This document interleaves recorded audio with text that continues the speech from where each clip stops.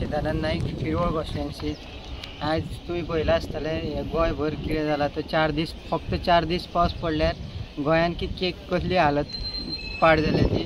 आनी पावसान अशें हें केलां की हो गव्हर्मेंट कसो फेल जाला तो।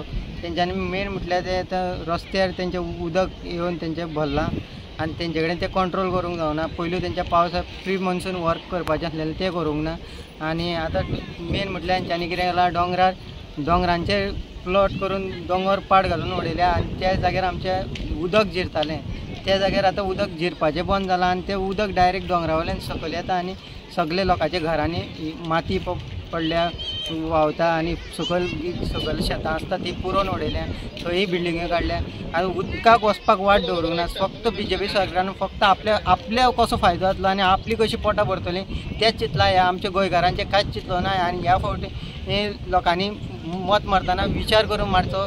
कित्याक अशेंच जर सरकाराक आमी निवडून हाडलें नाल्यार आनी फुडें आनी आमचे फुडले पिळगेक जगपाक कांय मेळपाना।